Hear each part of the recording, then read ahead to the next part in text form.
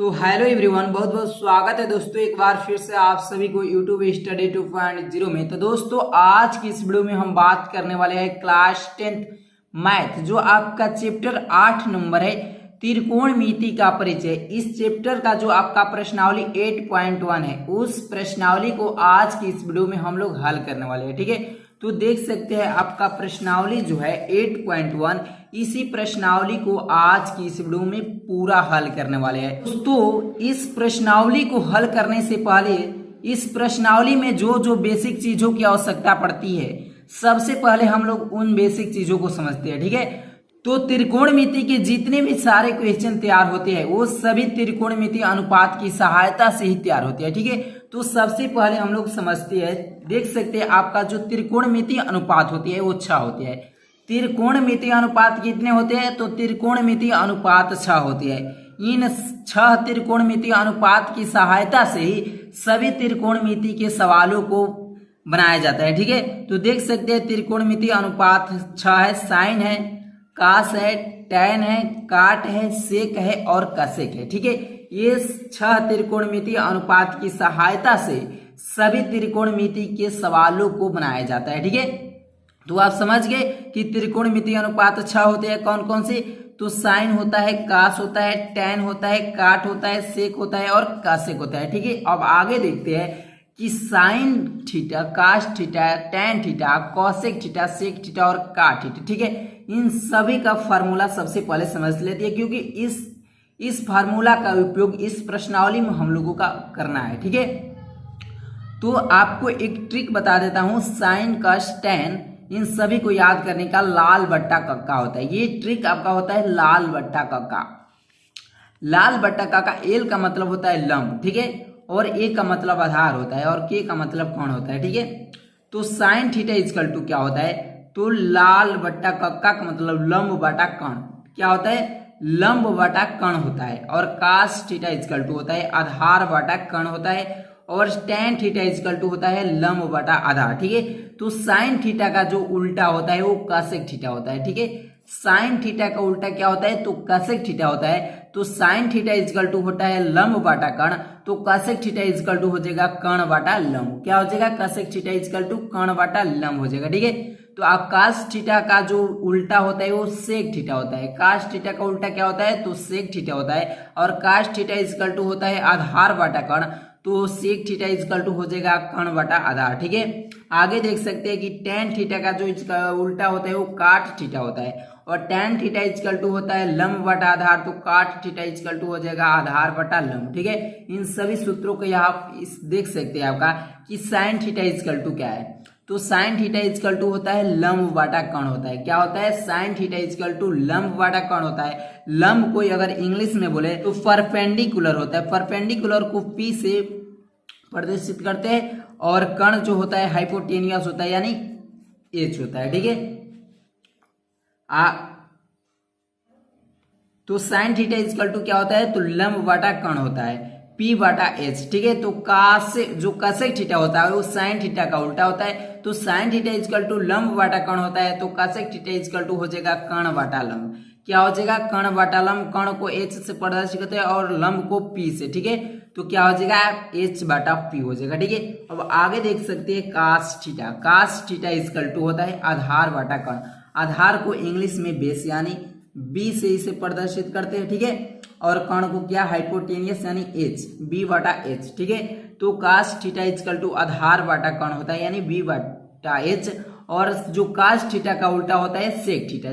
ठीक है, तो सेक थीटा इजकल टू क्या हो जाएगा? तो कण बटा आधार हो जाएगा। क्या हो जाएगा? कण बटा आधार। कास थीटा का उल्टा हो जाएगा कण बटा आधार। ठीक है, अब आगे देख सकते हैं टैन थीटा।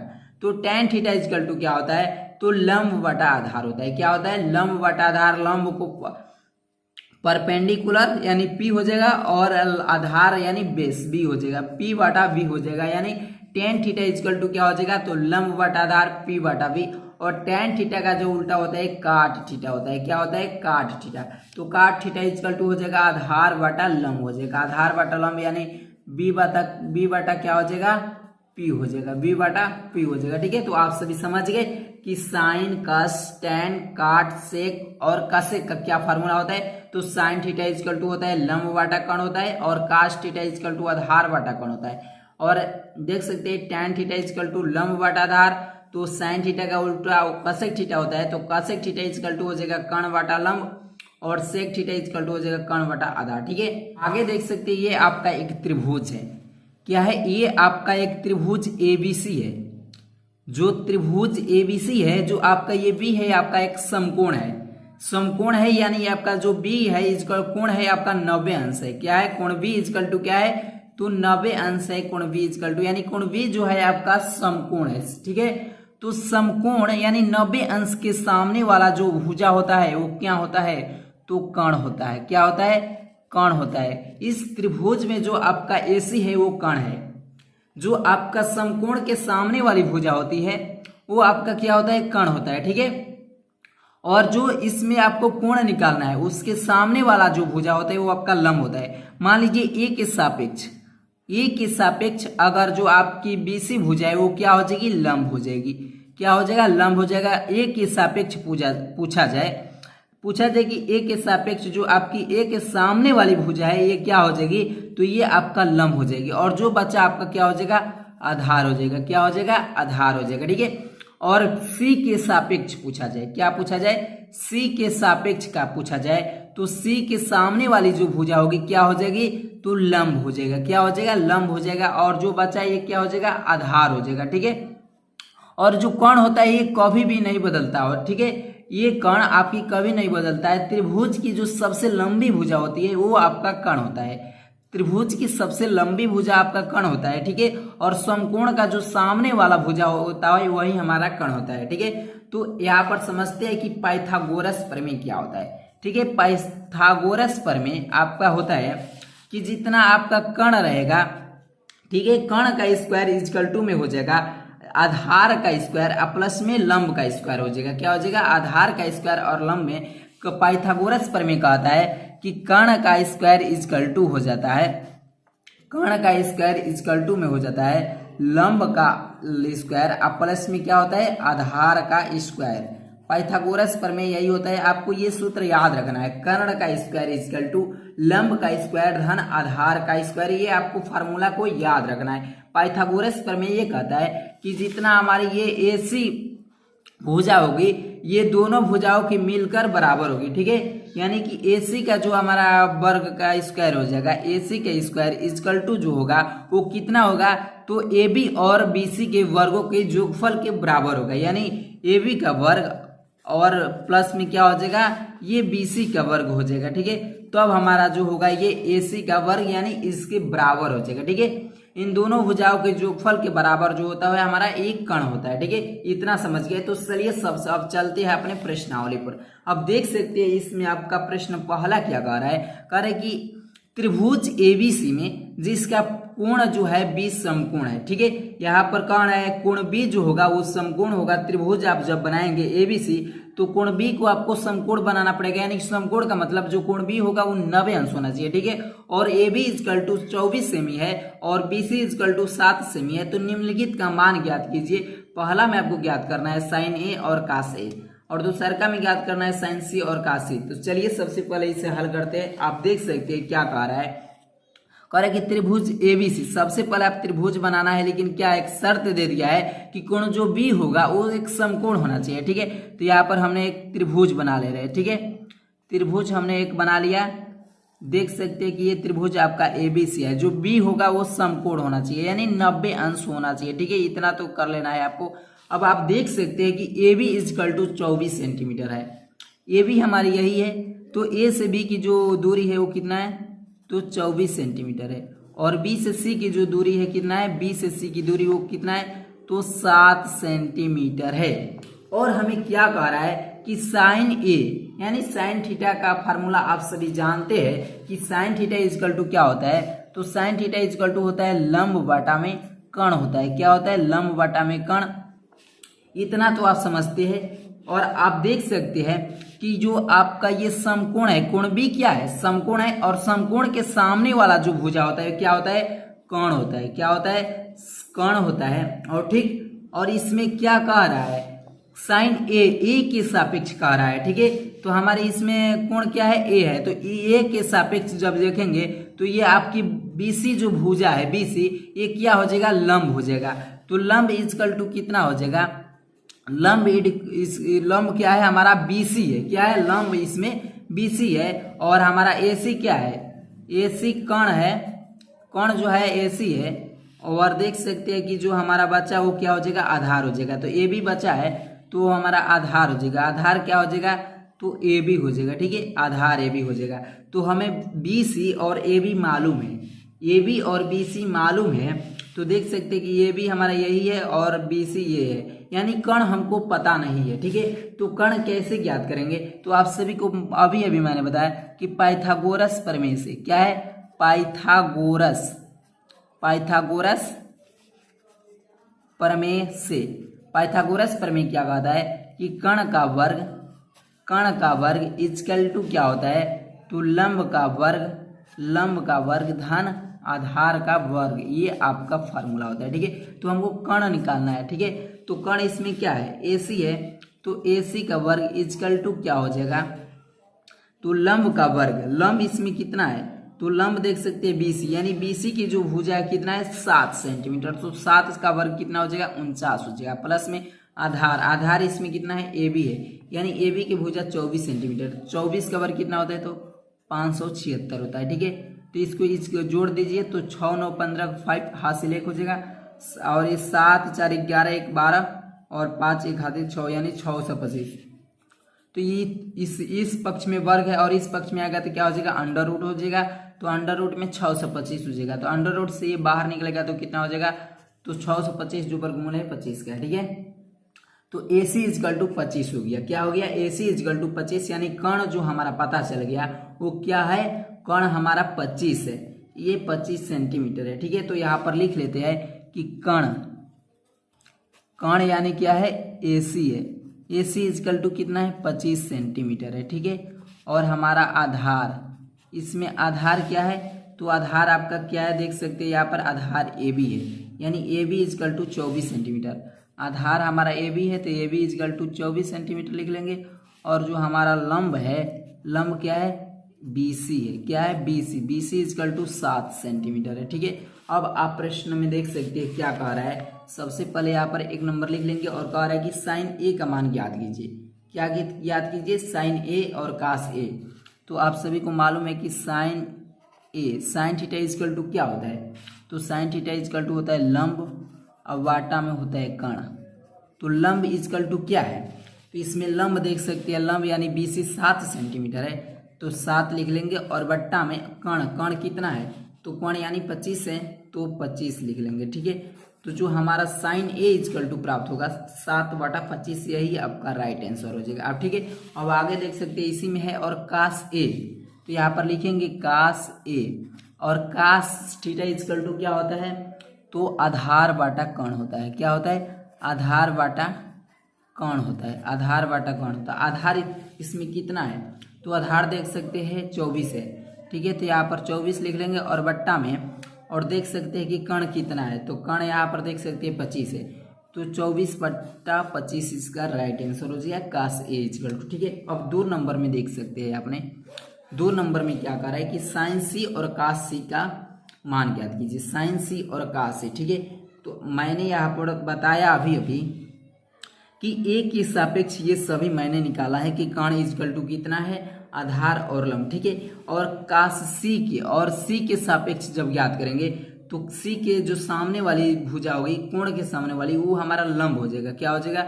लंब हो जाएगा। ये कण तो कभी नहीं बदलता है। और जो ये जो बचा ये हमारा आधार हो जाएगा, यानी जो लंब इजकल टू की लंब हमारा AB हो जाएगा यानी 24 सेंटीमीटर। तो यहाँ पर लिख लीजिए कि लंब जो होगा AB हो जाएगा कितना सेंटीमीटर? तो 24 सेंटीमीटर हो जाएगा। ठीक है, और जो आधार होगा वो BC हो जाएगा 7 सेंटीमीटर। तो यहाँ पर लिख लीजिए आधार इजकल टू, यानी आधार BC हो जाएगा कितना सेंटीमीटर? तो 7 सेंटीमीटर हो जाएगा। ठीक है, और कण हमारा कितना हो जाएगा? AC हो जाएगा कितना? अभी मैंने निकाला 25 सेंटीमीटर कण। तो कण कभी नहीं बदलता है। ठीक है, तो कौन ए सी इजकल टू कितना हो जाएगा 25 सेंटीमीटर हो जाएगा। इतना तो समझ में आया। अब आगे देख सकते हैं अपने, अब क्या कह रहा है कि साइन सी, तो साइन सी इजकल टू क्या हो जाएगा, तो साइन सी, तो साइन थीटा इजकल टू क्या होता है, तो लंब बटा आधार होता है। क्या होता है, लंब बटा, तो साइन सी इजकल टू क्या होता है, तो लंब बटा कर्ण होता है। क्या होता है, लंब बटा कर्ण। तो लंब इजकल टू अभी निकाले कि लंब देख सकते हैं इसमें कितना सेंटीमीटर है, 24 सेंटीमीटर, और कर्ण क्या है 25 सेंटीमीटर। तो यहाँ पर लिखेंगे 24/25। आपका जो right answer sine C is equal to होगा 24/25 हो जाएगा। ठीक है, अब आगे देख सकते हैं इसमें क्या करा है, कास सी, तो कास सी इजकल टू यहाँ पर लिख लेंगे कास सी इजकल टू आकाश थीटा इजकल टू, आप सभी जानते हैं कि आधार बटा क्या होता है, तो कर्ण होता है। क्या होता है, आधार बटा कर्ण होता है। आधार इसमें कितना है, देख सकते हैं कि आधार जो है 7 सेंटीमीटर है। कितना है, आधार 7 सेंटीमीटर और कोण 25 सेंटीमीटर है। तो आपका आधार 7 है और कोण 25 है, तो यानी 7/25 इसका यही राइट आंसर हो जाएगा का से। ठीक है, तो पहला इस प्रश्नावली का सवाल जो होगा समझ में आ गया होगा, उम्मीद करता हूँ। अब अगला प्रश्न देख सकते हैं कि आकृति 8.13 में, आकृति 8.13 कहाँ पर है, तो देख सकते हैं यहाँ पर है।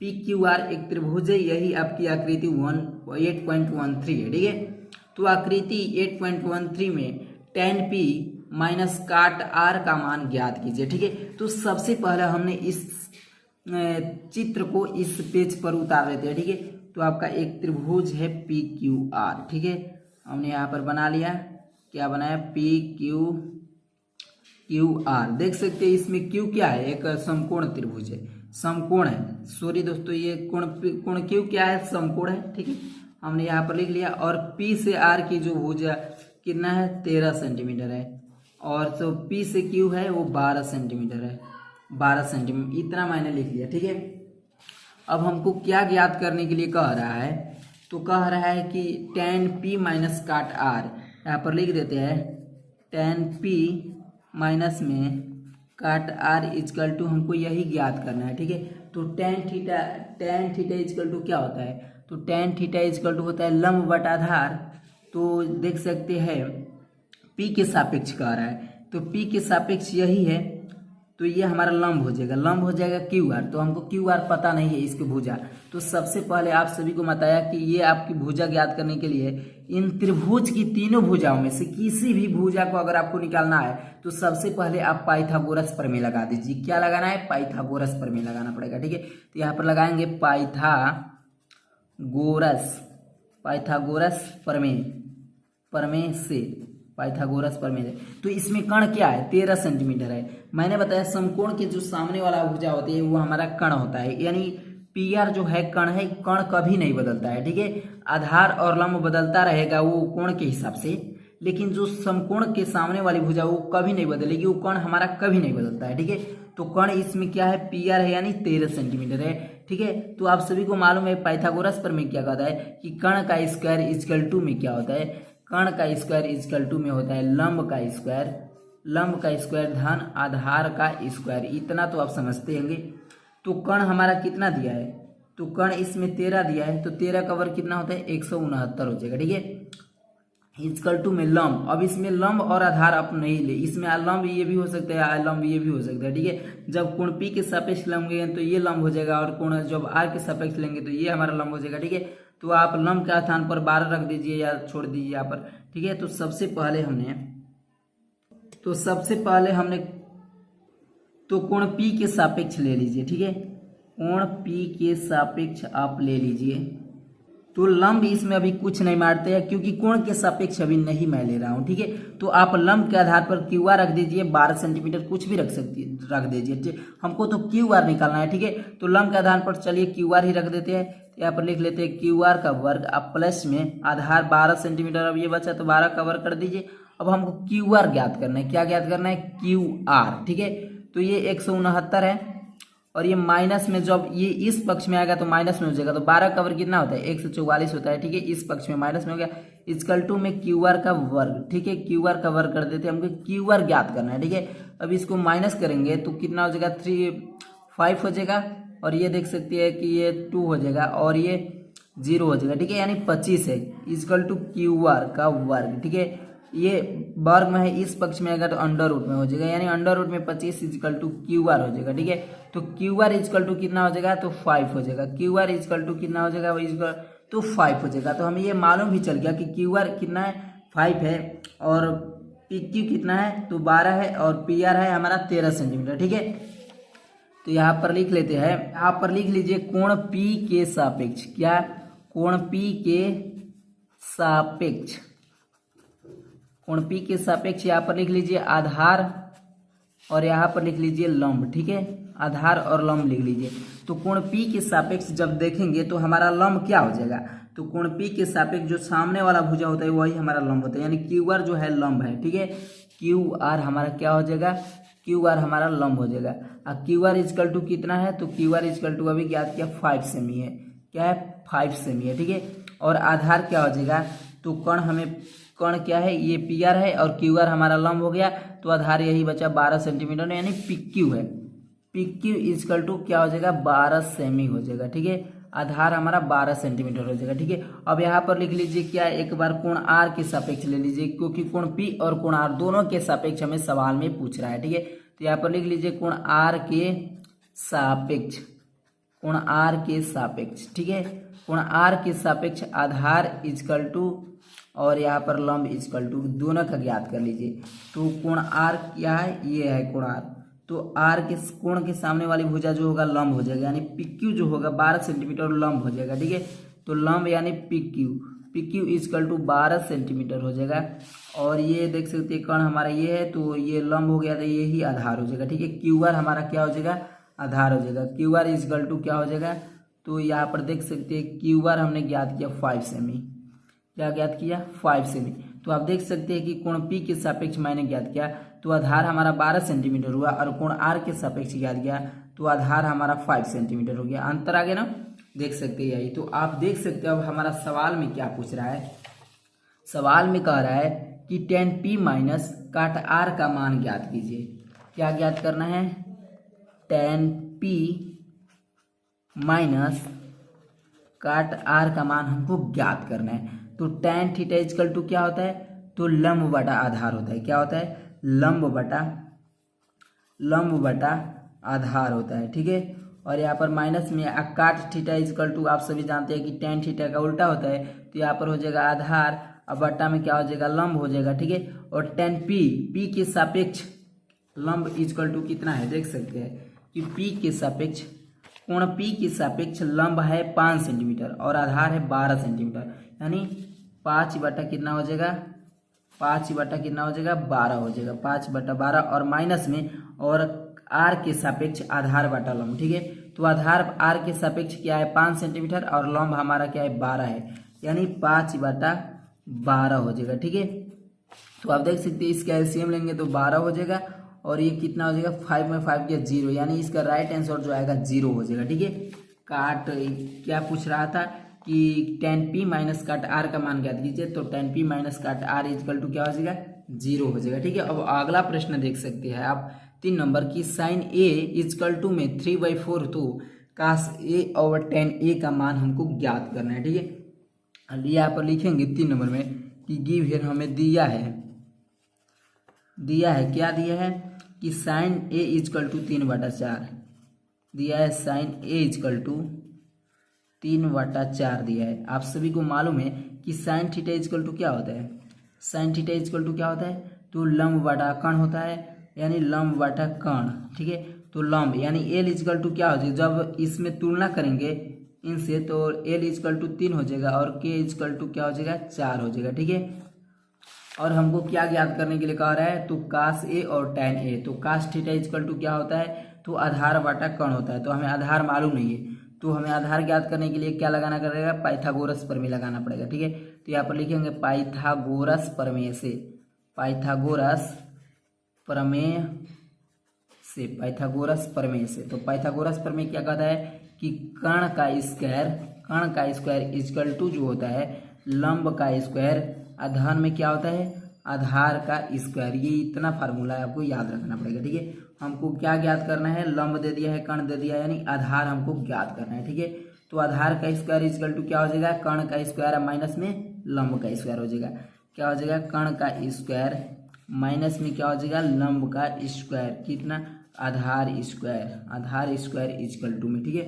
अब हमें मालूम है कि कर्ण का स्क्वायर, कर्ण इजकल टू कितना है, 4 है, तो 4 का वर्ग 16 और माइनस में लंब यानी 3 है, 3 का वर्ग 9 हो जाएगा। इजकल टू में क्या हो जाएगा, आधार का वर्ग हो जाएगा।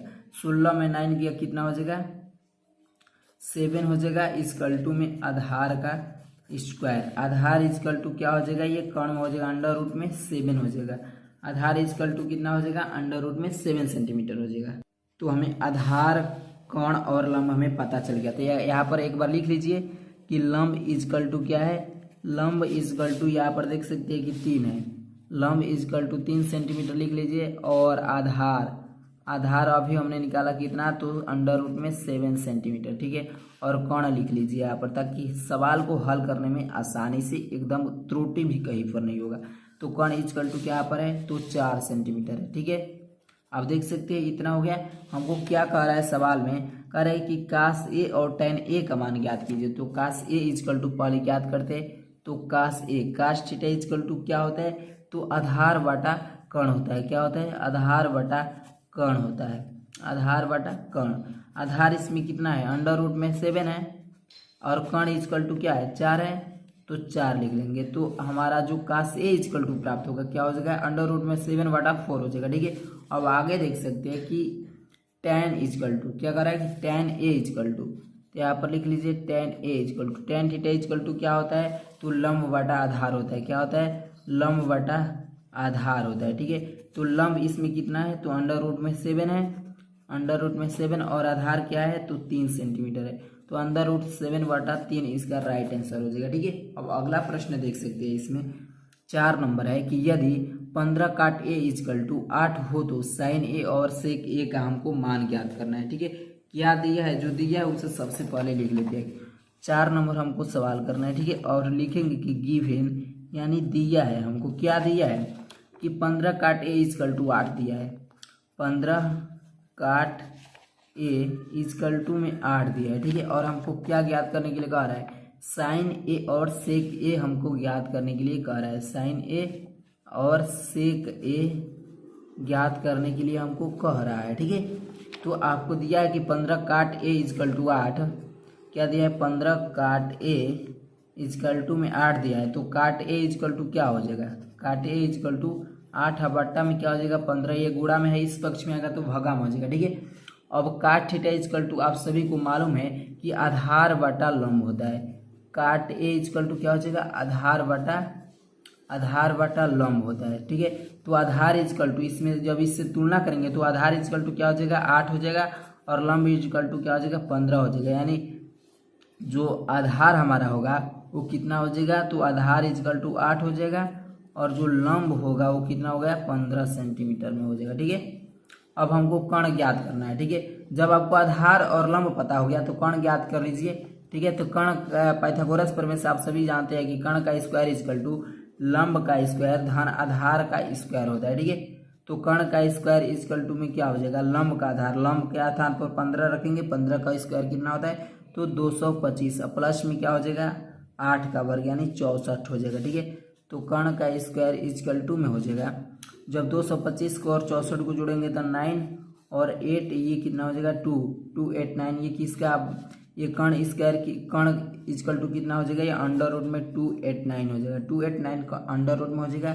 अब ये अंडर रूट से बाहर निकलेगा तो कितना हो जाएगा, कर्ण इजकल टू कितना हो जाएगा, 17 हो जाएगा। क्या हो जाएगा, जो 289 वर्गमूल वो 17 का है, ठीक है, ठीक है। तो कर्ण इजकल टू हमको 17 प्राप्त हो गया, और लंब इजकल टू 15 सेंटीमीटर, और आधार हमें 8 सेंटीमीटर, ये तीनों हमें प्राप्त हो गया है। तो हमको क्या ज्ञात करना है, साइन ए और सेक ए ज्ञात करना है। तो साइन ए यहाँ पर लिख लेंगे, साइन ए इजकल टू में साइन थीटा इजकल टू आपको सभी को मालूम है कि लंब बटा कर्ण होता है। क्या होता है, लंब बटा कर्ण होता है। तो लंब इजकल टू कितना है, तो देख सकते हैं लंब इजकल टू 15 सेंटीमीटर है, और देख सकते 15 और बाटा में कर्ण इजकल टू अभी निकाला है 17 सेंटीमीटर। तो आपका जो साइन ए इजकल टू प्राप्त हो गया, कितना हो गया, तो 15/17 इसका राइट आंसर हो जाएगा। अब आगे देख सकते हैं क्या पूछ रहा था कि सेक ए इजकल टू ज्ञात कीजिए, ठीक है। तो यहाँ पर लिख लेंगे सेक ए इजकल टू, तो सेक थीटा इजकल टू क्या होता है, तो आप सभी को मालूम है कि कास थीटा जो इक्वल टू आधार बटा कौन होता है, तो सेक थीटा कास थीटा का ही उल्टा होता है, तो कौन बटा आधार हो जाएगा, क्या हो जाएगा, कौन बटा आधार हो जाएगा, क्या हो जाएगा, कौन बटा आधार हो जाएगा। कण इसमें कितना दिया है, तो कण हमारा 17 है और जो आधार है यहाँ पर देख सकते हैं कि आधार जो है 8 सेंटीमीटर है, यानी 17/8 इसका राइट आंसर हो जाएगा सेक ए का। ठीक है, अब आगे प्रश्न देख सकते हैं आपका 5 नंबर है कि सेक थीटा इजकल टू में 13/12 हो तो अन्य सभी त्रिकोणमितीय अनुपात को प्रकलित कीजिए। क्या ज्ञात करना है आपको, त्रिकोणमितीय अनुपात कितने होते हैं, मैंने अभी अभी बताया कि त्रिकोणमितीय अनुपात आपको 6 होते हैं। कौन कौन से, तो साइन ए हो जाएगा, कास ए, टैन ए, काट ए, सेक ए और कासेक ए, ये सभी आपका त्रिकोणमितीय अनुपात है। ये 6 जो देख रहे हैं ये सभी त्रिकोणमितीय अनुपात है। ठीक है, और कह रहा है कि जो आपको सेक थीटा इजकल टू दे दिया है और आपको सभी त्रिकोणमितीय अनुपात, यानी आपको कितने बच्चे हैं, 5 बच्चे हैं, तो इन सभी 5 को आपको ज्ञात करना है, इन सभी का मान। ठीक है, तो देख सकते हैं कि सेक थीटा इजकल टू में सेक थीटा इजकल टू कितना दिया है, तो 13/12 दिया है। कितना दिया है, 13/12 दिया है। और सेक थीटा इजकल टू आप सभी जानते हैं कि कर्ण बाटा क्या होता है, कर्ण बाटा आधार होता है। क्या होता है, कर्ण बाटा आधार, तो यानी कर्ण इजकल टू कितना हो जाएगा, 13 हो जाएगा और आधार जो हमारा हो जाएगा 12 हो जाएगा। ठीक है, और तो हमको लंब इजकल टू ज्ञात करने के लिए क्या करना पड़ेगा, पाइथागोरस प्रमेय लगाना पड़ेगा।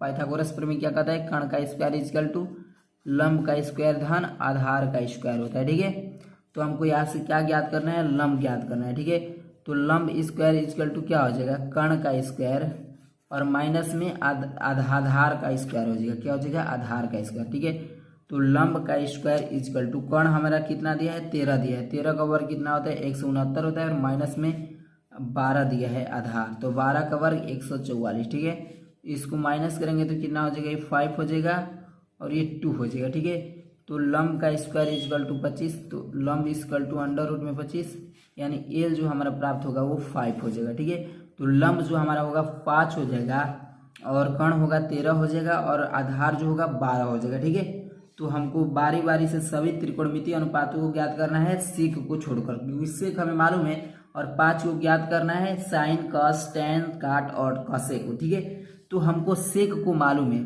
आप देख सकते हैं कि सेक थीटा इजकल टू कितना दिया है, तो 13/12 दिया है, 13/12। और सेक का उल्टा क्या होता है, तो काश थीटा होता है। सेक थीटा का उल्टा काश थीटा, यानी जो इसका उल्टा कर देंगे तो हमारा काश थीटा प्राप्त हो जाएगा, यानी 12 जो होगा 13 हो जाएगा। क्या हो जाएगा, 12/13 काश थीटा हो जाएगा। ये आपका एक आंसर हो जाएगा। ठीक है, और हमें अब साइन ज्ञात कर लीजिए। ठीक है, साइन थीटा इजकल टू क्या होता है, तो लंब बाटा कर्ण होता है। क्या होता है, लंब बाटा में कर्ण होता है।